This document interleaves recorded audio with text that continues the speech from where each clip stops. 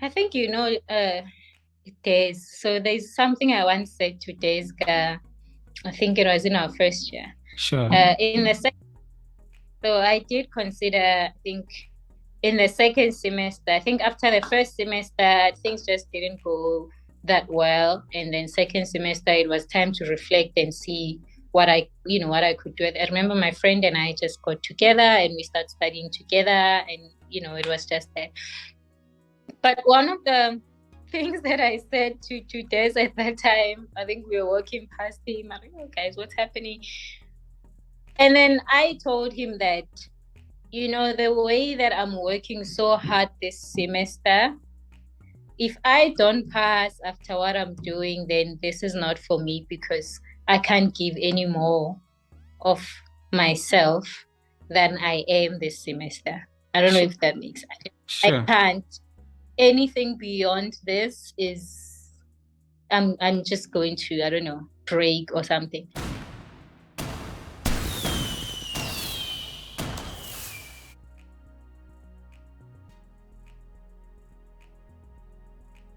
So from Haradingwana, later Kopitori, and then how did you decide that you're going to do actuarial science? I think my school principal was the one that he didn't suggest that I do it, but he kind of just brought it up because he had asked me, oh, what do you want to study after matric? And I think I didn't know what I wanted to study. I know my mother wanted me to study medicine at some point. But I just felt like I'm not sure that's what I want. And then you only have this exposure to, engineering, medicine. I think accounting was something that we knew of as well. But yeah, so actually was just this thing that I didn't know about. And after he talked about it, I went on to kind of, I think, Google, but I'd be lying to say I really understood what the hell it was when I Googled. But the point is I Googled, and yeah, I don't know. That just went for it. I can't say I didn't know the program, like this whole exemption, blah blah blah. That I found out varsity.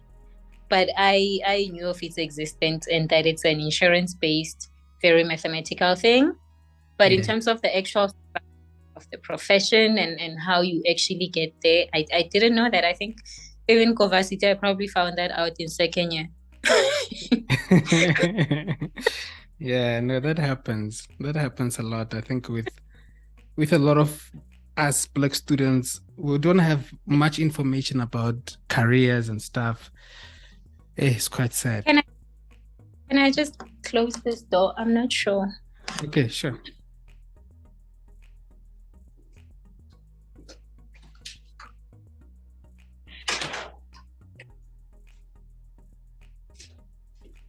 No, it's just that I think I'm making a lot of noise when the door is open. I'm not sure who opened it. But there are no people at work, right? I mean, it's a Sunday. You never know. Okay. The auditors are always at work. Okay. Oh. Yeah, no, you're right. I was speaking to this other guy who's an auditor, and he was telling me that yesterday he was at work, and he was like, yeah, there's a lot of work for them and blah, blah, blah. But a day where you live here maybe at 10 because maybe you were studying or whatever, you'll find some auditors. Yeah. So you know the drill, right? Especially with actuarial science at varsity, is tough, it's challenging and stuff. To a student who's doing actuarial science right now and probably they feel challenged and stuff, what can you say to them, Sure. I think because I got through it, let me maybe talk about what I did and maybe what I didn't do that I think would have maybe helped a bit more. I think one, I'm very big on confidence. Like when my confidence is low, not a lot of things go right. So working on yourself. Just kind of work on yourself. So think about what you've done to just remember what you're capable of. That's just it. I think that's just the foundation of it all. And then to your family, man, speak to your family. Another thing, the very first semester, I probably failed something for the first time in my life. Okay, maybe not in my life. I think at grade 10 I failed a maths test, but whatever. You know that first semester, and then I go home and it was just so stressful. You're just under a lot of stress and no one really understands. Or no one really just thinks you, of all people, could be having a hard time at school, which makes that much more harder to deal with. But I remember I was home and then my grandmother, I guess being a parent, she could tell that I wasn't okay. And she just, she asked me, are you fine? Are you okay? And that for me counted probably more than anything. That's why I don't forget that particular moment. So speak to your family, especially the parents. I think the parents are usually more understanding than anyone. Not for everyone, obviously, not everyone is the same situation, but the people in your family that get you. So that's that. So now I think moving into the actual you being in university and what to do. Consult. I didn't do enough of that earlier, I think. But you can never consult enough. If something doesn't seem like you get it, go go consult. I can't stress that enough. And then 2, learn yourself. And by that I mean learn what times are best for you to study. What times are you the most productive? Some people are very productive at night. Some are very productive in the morning. Some during the day, maybe. Tough for those because there's classes to attend. Yeah. But I think if you're very productive during the day, maybe early evening can still work for you. So really just learn what are the times when you are most productive, and make sure that during those times you really are studying. You're not studying with one leg, and then if Mudipadi comes, let's go the matrix, and then you drop everything, you go. go the matrix at your unproductive times. Like figure out what times are just the most productive for you. And another thing is to your social life. I think find people that build you. I know that sounds like a cliche, but it's not. I mean, it's not. It's one of the most important things. I mean, I went to Wits, and I met a friend there that we just immediately clicked because we understood each other. Things that people gave me a side eye for, she got, because she understands. You know what I mean? Don't get people around you that are going to make you feel like, you're so rural. You're so,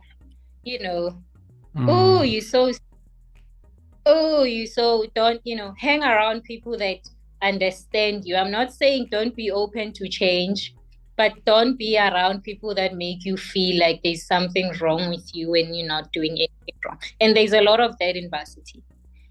Like there is at university, a lot of vanity. Like,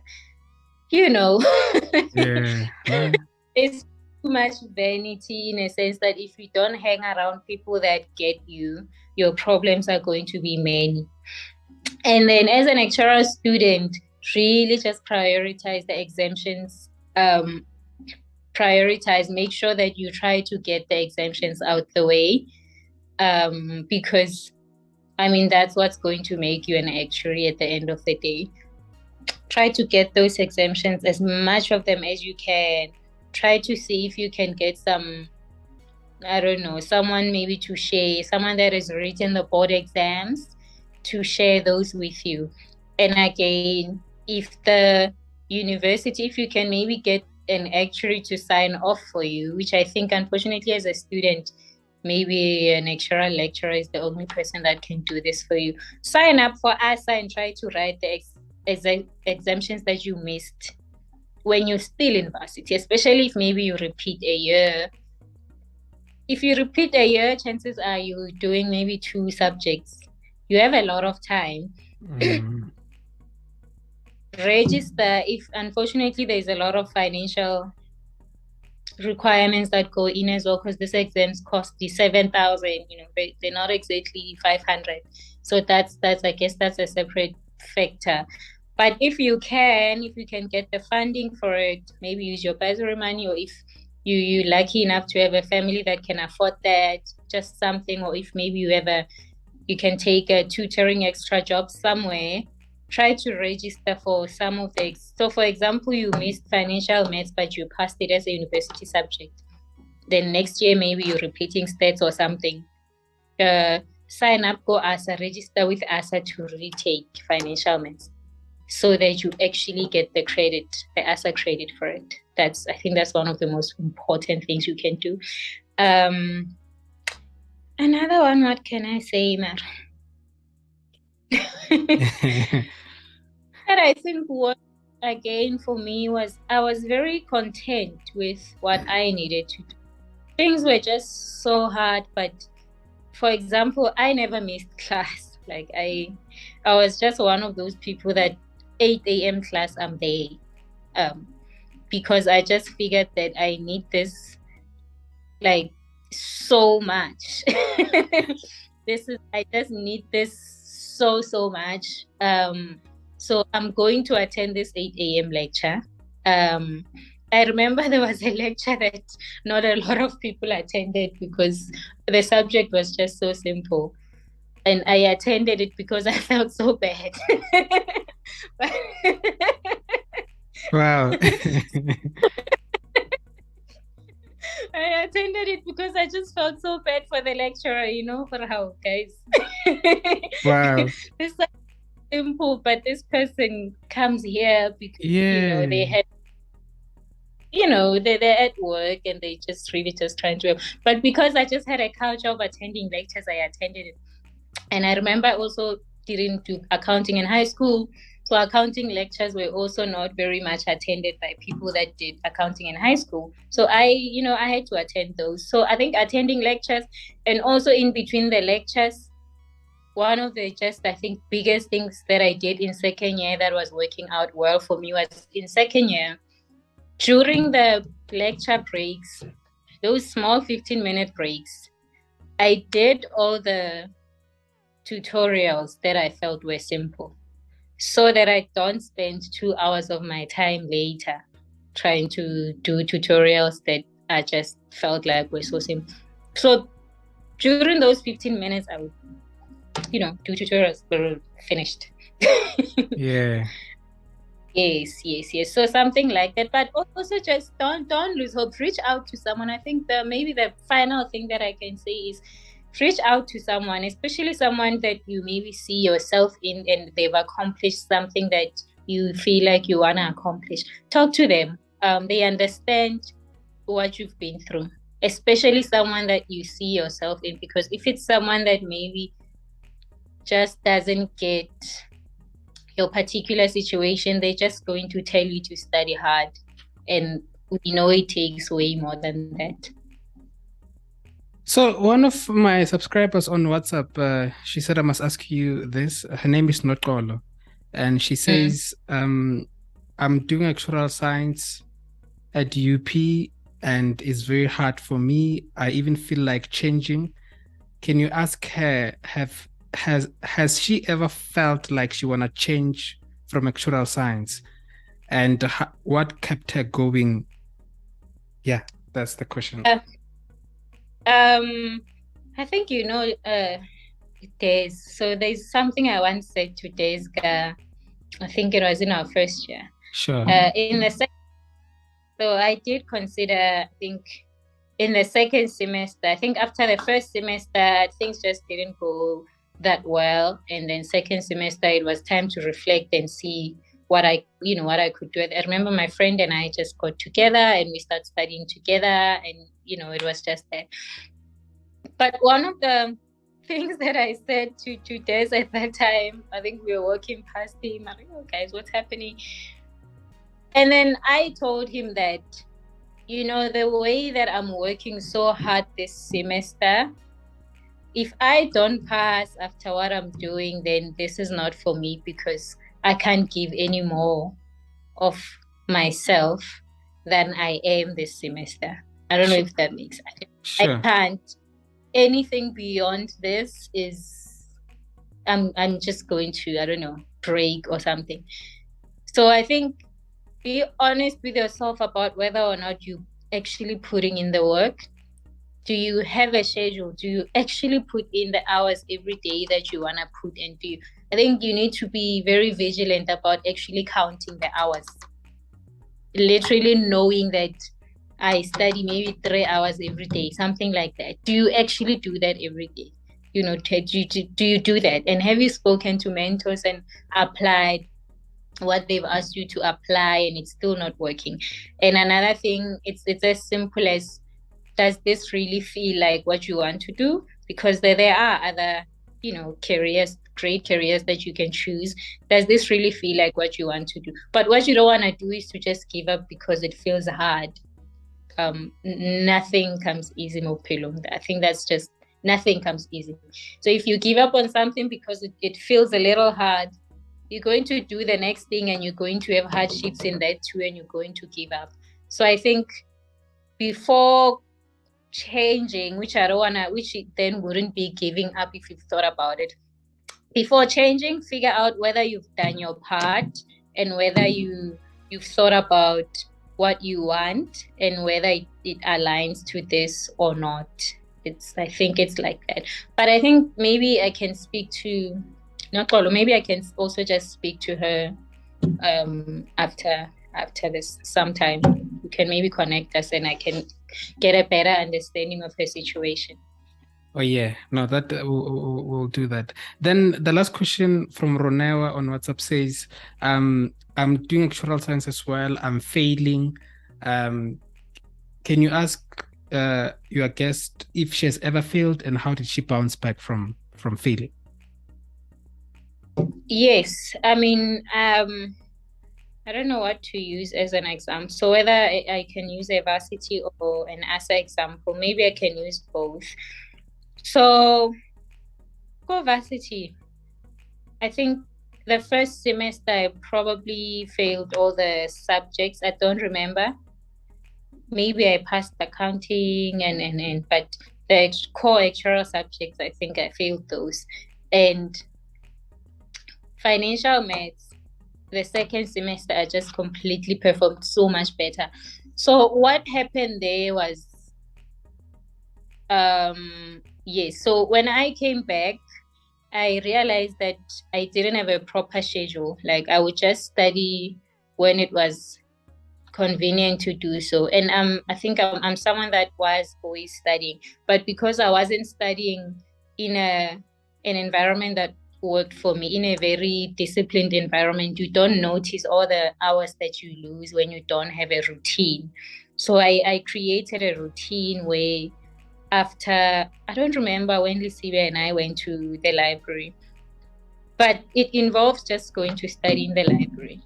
That awful 24-hour section library. I studied in it a lot. So I decided to create a routine to say, okay, every day, maybe after lectures, which were at 5, we obviously go to dinner. But after dinner, maybe watch, I don't know what show was popping at the time, for 30 minutes, an hour. And I would, pick up my books and I would go to the library. That was something that I did every single day, which was different from the first semester where I would just maybe come back to my room, sit down, start. Tomorrow, go to the library, start. Next day, go to someone and start. There was no organization. There was no consciousness around what I was doing, which is something that I changed. I developed a routine, and a friend as well, studying with a friend, and I just consulted so much more.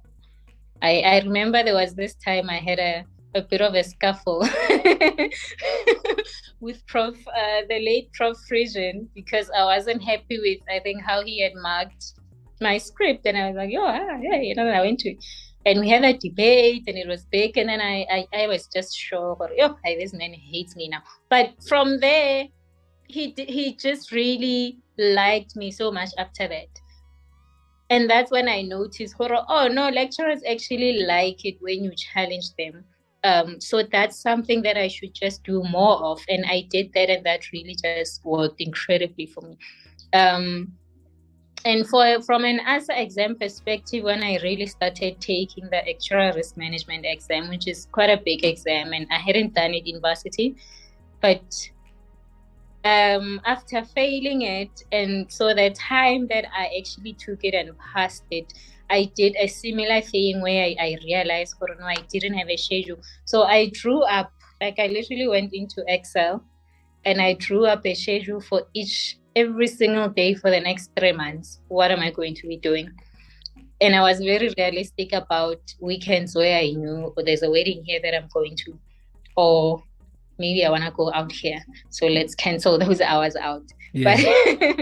But so I did that, and I had a very realistic plan where I had like a single day in an Excel spreadsheet. These are the planned hours, maybe 2-3 hours a day, and then every day I would put down the actual hours that I studied. And then I had like a conditional formatting thing that showed me where I was under my target. It would, pop up red, so that I see as I go that, there's so many reds.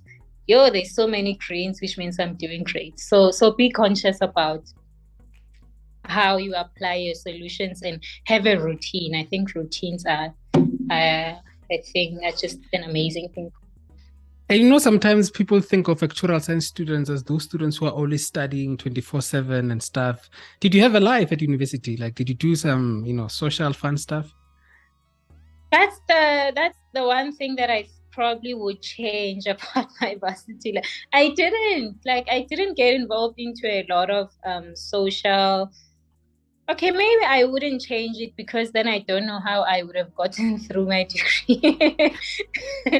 So have a social life, especially if you have a routine, then you're going to know that this time, just don't be playful about your time. Don't be by the way about don't let life happen to you. Plan around it.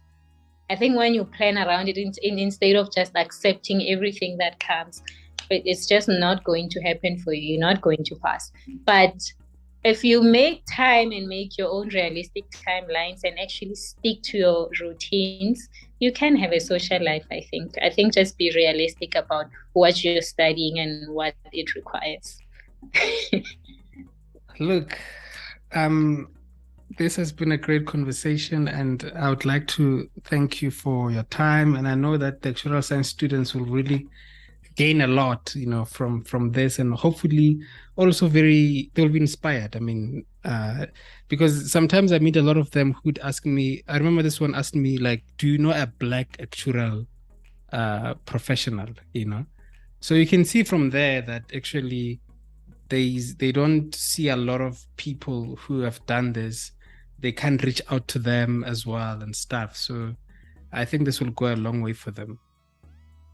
Right. No, thank you so much for having me here. It's honestly been a great conversation. Indeed. Definitely.